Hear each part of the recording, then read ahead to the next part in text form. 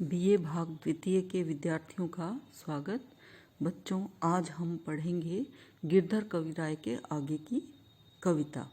जैसा कि पिछले पद में पिछली जो उनकी कुंडलियां हैं उनमें हमने जीवन से संबंधित उनके बहुत से अनुभवों को हमने सुना, और क्योंकि पुराने कवि हैं तो जीवन का निचोड़ उनकी कविता में देखने को मिलता है। तो आइए आगे अपन पढ़ते हैं। दाड़िम के धोखे गयो सुआ नारियल खान, खान न पायो नेक कछु फिर लाग्यो पछितान, फिर लाग्यो पछितान बुद्धि अपनी को रोया, निर्गुणियन के संग साथ बैठ अपनो गुण खोया। कह गिरधर कविराय सुनो हो मोरे नाखे, गयो झटाका टूट चोंच दाड़ुम के धोखे। यहाँ कवि गिरधर कविराय जो हैं वो अज्ञानता और निर्गुणी लोगों की संगत के असर को बताते हैं। निर्गुणी जिनमें गुण न हो। दाड़िम के धोखे गयो सुआ नारियल खान। सुआ यानी तोता, दाड़िम यानी अनार। कि जो तोता है वो अनार खाने के लिए जाता है, लेकिन दाड़िम के धोखे गयो सुआ नारियल खान, नारियल खाने चला जाता है। नारियल का जो फल होता है वो सख्त होता है और दाड़िम जो होता है वो कोमल होता है।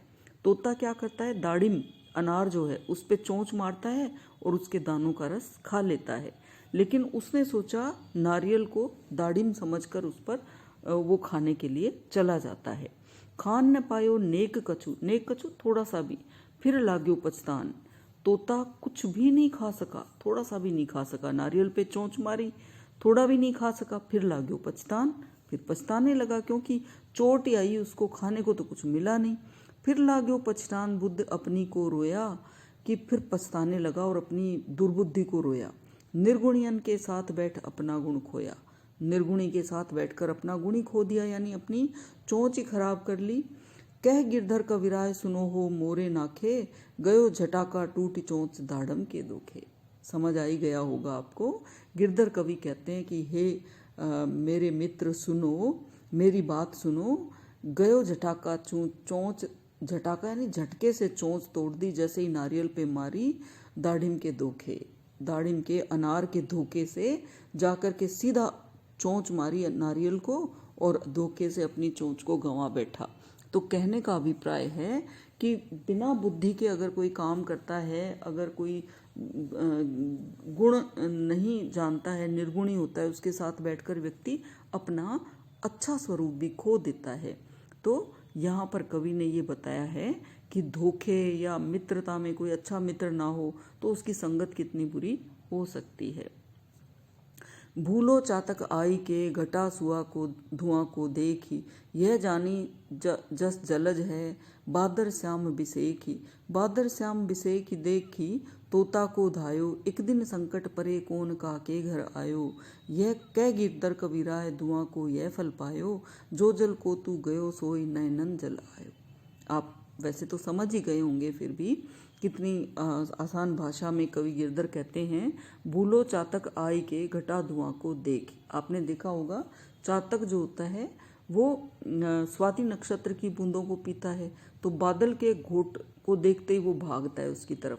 तो घटा धुआं की देख के, भूलो चातक आई के, चातक जो है भूल गया धुएं की घटा को देख करके। जैसे ही उसने देखा धुआं छाया हुआ था और उसने उसको बादल समझ लिया। यह जानी जस जलज है, जस यानी जैसे उसने यह सोचा कि ये जलज है, बादल है। बादर श्याम बिसेखी, सांवले रंग के धुएं के रंग के बादलों को देखा। बिसेखी यानी देखना। धुआं जो था सांवले रंग का, उसकी घटा को देखा और उसको लगा, चातक को दौड़ करके जाता है, उसको लगा कि ये तो पानी का बादल है। अब देखिए कैसा धोखा होता है। बादर श्याम बिसेखी देखी तोता को धायो, तो ता को धायन वो उसको दुख, तो यानी वो, ता उसको, कि सांवला बादल देख करके धुएं का और वो उसको दौड़ के जाता है। एक दिन संकट परे कौन काके घर आयो। कवि कहते हैं कि जब कोई ऐसे किसी के घर जा कर के पड़ जाता है, किसी के यहाँ चला जाता है, तो संकट में जरूर पड़ता है। बिना सोचे समझे कोई भ्रम में किसी के घर जाता है तो धोखा खा जाता है। कह गिरधर कविराय धुआं को यह फल पायो। गिरधर कविराय कहते हैं कि उसने धुआं का क्या फल पाया, ऐसा फल पाया, जो जल को तू गयो सोई नैनन जल आयो। जिस जल की खोज में तो जो चातक है वो वहाँ गया था, उस जल को तो उसने वहाँ तो नहीं पाया लेकिन नेत्रों में जरूर पाया। अभिप्राय है कि धुएं से आंखें जलमग्न हो गई, आंखें जो है वो धुएं से जलने लगी और पानी आने लगा, जल आ गया उनमें, बल्कि उसको पीने को पानी नहीं मिला। जिस जल के लिए वो दौड़ के गया वो जल उसके नेत्रों से निकला। तो यहाँ कवि ने ये बताया है, बिना सोचे समझे भ्रम में पड़ करके, भ्रमित होकर के व्यक्ति अगर कोई काम करता है तो उसके साथ धोखा होता है। सोना लादन पीव गए सूना कर गए देश। सोना मिले न पीव मिले रूपा वह गए केश। रूपा वह गए केश रोए रंग रूप गंवावा। सेजन को विश्राम पिया बिन काहू न पाव कबहू न पावा। कह गिरधर कविराय लोन बिन सबे अलोना। बहु रिपिया घर आव कहा करे हे ले सोना। अब ये देखिए आप, कितनी बड़ी ज्ञान की, नीति की बात कही है कि लोग पैसों के पीछे भागते हैं और संबंधों को महत्व नहीं देते हैं। जबकि होता क्या है, पैसे तो अगर आप के संबंध रहे तो फिर कमा लिए जाएंगे, लेकिन आप पैसों के पीछे भागोगे तो आपकी मित्रता, आपका प्रेम सब नष्ट हो जाता है। यही बताया है साधारण से शब्दों में। सोना लादन पिव गए सूना कर गए देश। एक विरहणी की व्यथा को बताते हुए कवि कहते हैं, उसके प्रिय जो है, विरहणी के प्रिय जो है, वो सोना कमाने के लिए परदेश चले गए, सूना कर गए देश, और अपनी पत्नी का देश सूना कर गए और सोना कमाने के लिए विदेश या पराई धरती पर चले गए। सोना मिले न पीव मिले। अब स्त्री जो थी उसको ना तो सोना मिला न उसके प्रिय मिले। रूपा वह गए केस। रूपा वैसे तो चांदी को कहते हैं, लेकिन बालों में जब सफ़ेदी आ जाती है उसको भी चांदी कहते हैं। तो सोना तो मिला नहीं, बाल भी चांदी हो गए यानी सफ़ेद हो गए। ये कितनी बड़ी व्यंजना है। सोना तो नहीं मिला लेकिन बालों में चांदी आ गई यानी बाल सफ़ेद हो गए। रूपा वह गए केस रोए रंग रूप गंवावा। चांदी जैसे सफ़ेद बाल हो गए, रो रो करके स्त्री ने अपने रूप रंग को भी गंवा दिया। सोना तो हाथ मिला नहीं और रूप रंग भी खो गया, बाल भी सफ़ेद हो गए। सेजन को विश्राम पिया बिन कबहू न पाया। और अपनी शैया पर विश्राम उस विरहणी को, पत्नी को कभी नहीं मिला। उसके प्रिय नहीं थे तो वो सो भी नहीं पाई ढंग से और उसे वहाँ भी आराम नहीं मिला। कह गिरधर कविराय लोन बिन सबे अलोना। गिरधर कविराय अंत में कहते हैं, नमक के बिना सब कुछ अलोना होता है, यानी जीवन में लोन यानी लावण्य चाहिए, प्रेम चाहिए, और प्रेम से लावण्य मिलता है।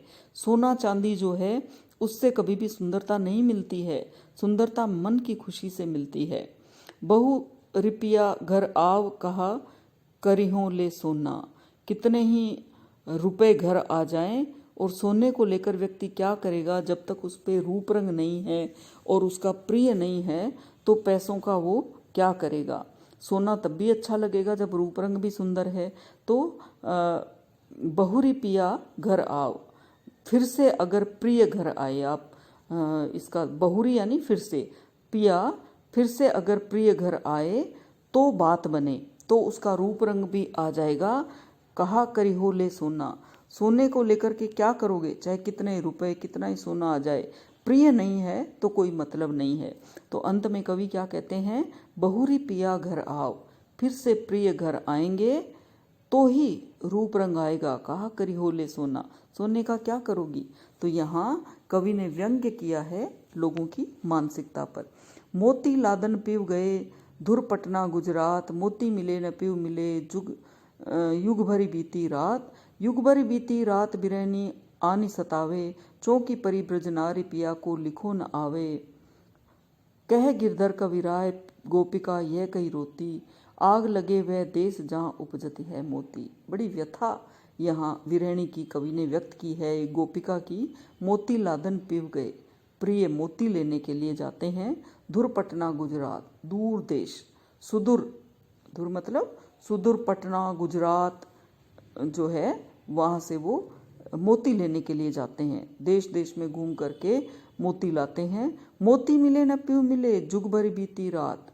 कवि कहते हैं ना तो मोती मिले न प्रिय मिले। और एक एक रात एक एक युग के समान व्यतीत हुई। जुग भरी युग के समान, भरी यानी व्यतीत हुई, बीती रात। पूरी रात जो है एक एक युग के समान कटी, प्रिय भी नहीं मिले, मोती भी नहीं मिले। जुग भरी बीती रात बिरहनी आनी सतावे।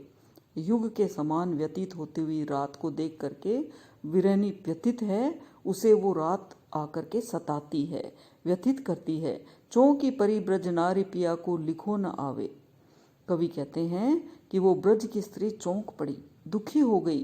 प्रिय का लिखा हुआ कोई पत्र भी उसको नहीं मिला, ना उनका कोई संदेशा आया, ना प्रिय आए न मोती आए। कह गिरधर कविराय गोपिका यह कही रोती। गिरधर कविराय अंत में कहते हैं, गोपी जो है यह कह करके रोती है, आग लगे वही देश जहाँ उपजती है मोती। उस देश को तो आग लग जाए जहाँ मोती उत्पन्न होते हैं, यानी उसको तो मोती नहीं चाहिए, आग लगे ऐसी जगह जहाँ मोती उत्पन्न होते हैं। ना मोती उत्पन्न होते, ना उसके प्रिय मोती लेने जाते, और ना वो विरहणी होती, ना वो अकेली रहती।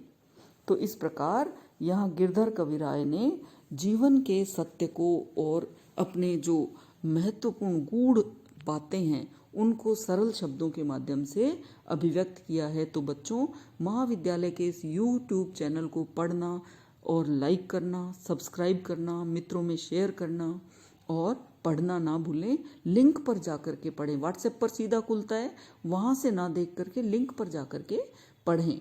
तो पढ़ते रहें बच्चों। धन्यवाद।